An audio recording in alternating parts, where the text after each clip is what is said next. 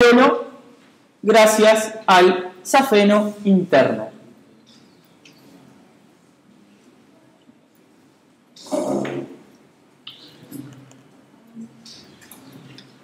Bien. ¿Puedo continuar? Para que no olvide decirles una cosita que es importante. El cuádriceps, o en el músculo cuádriceps puede explorarse el reflejo osteotendinoso cuadricipital. ¿Sí? ¿Vieron que en todas las películas siempre el doctor va y le pega en la rodilla al paciente? ¿Lo hicieron alguna vez? ¿No? ¿Tenemos que estar de ahí? ¿Tenemos que estar de acá? Si el compañero colabora, quédate flojito que no te va a doler. ¿Qué no? ¿Me quedó claro? No hiciste por gusto, ¿verdad? Sí, por bueno.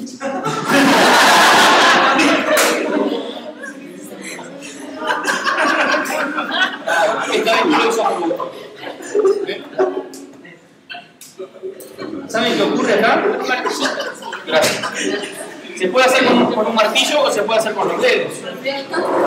Claro, sí, pero ¿qué son los reflejos? Es el reflejo del tendón.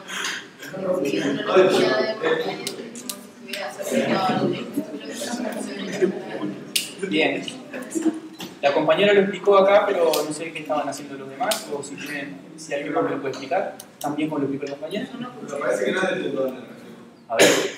El reflejo del músculo. No es del órgano tenoso de bolsillo. Bueno, pero explícame cómo es. Responde al estiramiento del músculo. El estiramiento del músculo. Ahí va. Cuando yo le pego al músculo, al tendón, estiro el tendón y el músculo. Y el músculo contrae. ¿Cómo? ¿Por qué? Por el receptor de estiramiento. Pero ¿cómo hace el receptor de estiramiento para avisar al músculo que se tiene que acortar? Es un receptor. Lo que hace el receptor es recibir una información. Recibe la información de que yo lo estiré al músculo. ¿Cómo es que el músculo se acorta? Un arco reflejo monosináptico que hace contraer la... Bueno, ¿cómo es el arco reflejo monosináptico? La información para la médula entra por el asta posterior, inerva una fotoneurona alfa que es la asta anterior y sale de vuelta por el nervio del cuádriceps. Bueno, básicamente lo que ocurre es eso.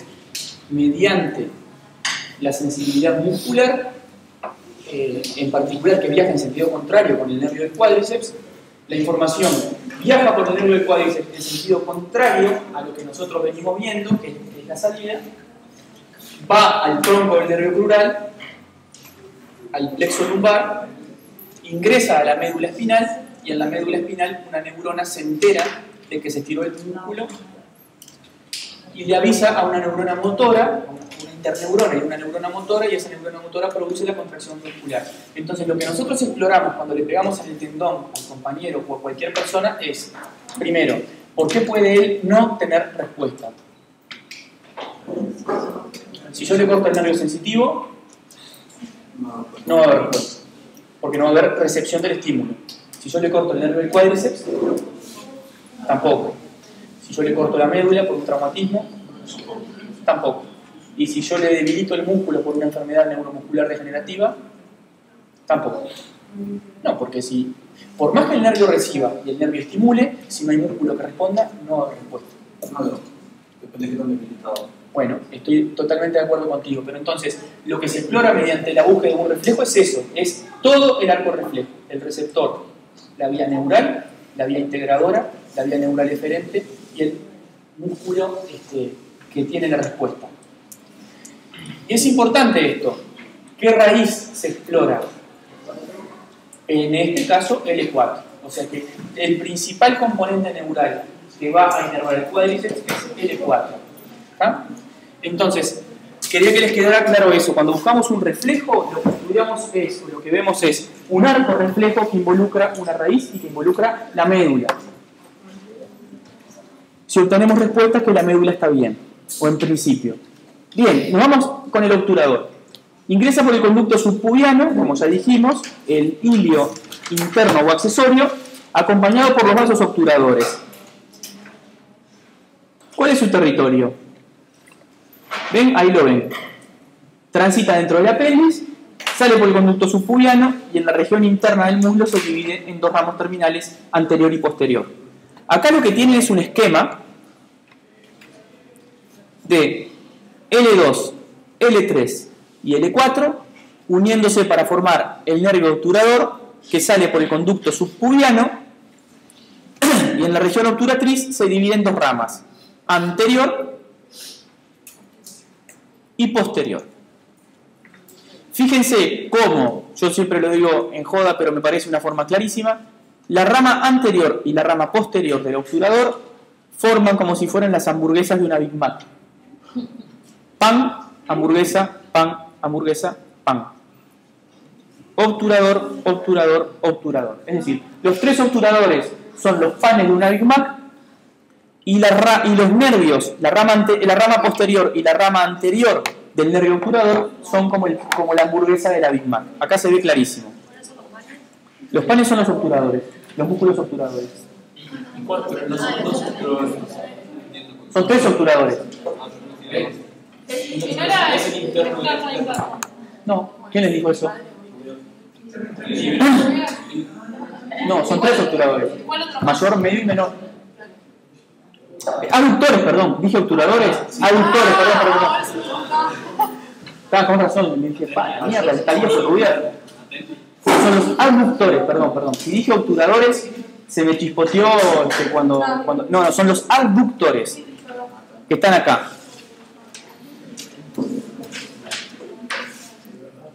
¿Está? Están acá los aductores y los ramos del nervio obturador.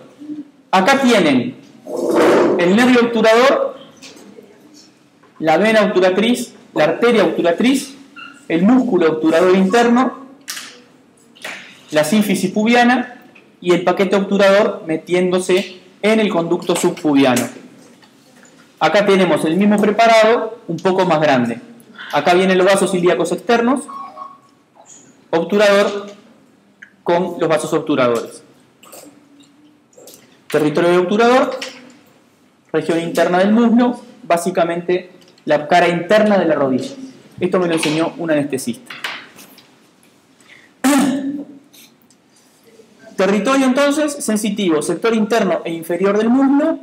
Y esto fue lo que me enseñó un anestesista, que cuando hacen prótesis de rodillas con anestesia loco regional, si no anestesia en el obturador, siempre la rodilla duele porque la parte interna de la cápsula articular de la rodilla está inervada por el obturador. Y por último, territorio motor, los aductores. Es decir, los panes de la Big Mac. Y el gracilis también. Esto es conceptual, ¿no? Plexo sacro, de a poco nos aproximamos al final. El plexo sacro, entonces, este sí está situado dentro de la pelvis, desde su origen, y está compuesto por las raíces L4 a S3. L4 manda una ramita nomás, es L5 sobre todo el que participa. Exactamente, el tronco lumbosacro, y da como ramos colaterales motores, da ramas colaterales motores que están destinados a inervar músculos de la raíz del muslo, pero da un ramo sensitivo que es el ciático menor. Dentro del el ramo terminal del plexo sacro es el ciático mayor, como ustedes ya saben. Claro, no, esto lo que quiere jerarquizar es, los ramos colaterales del plexo sacro son motores, todos motores, salvo el ciático menor. El ciático menor es un nervio sensitivo que está destinado a la cara posterior del muslo. El resto de los ramos colaterales son motores. El ramo terminal es el ciático mayor, que es un nervio mixto. Entonces, acá tenemos la composición del plexo sacro con L4, que da una anastomosis con L5 para formar el tronco lumbosacro, S1, pero S1, S2 y S3, borren eso. El ciático, nada, que borren mi expresión, poco feliz. Bueno, el ciático mayor entonces se compone de la mayoría de las raíces del plexo, y S2 es la que va a dar al ciático menor. S2. Ese es el territorio del ciático menor.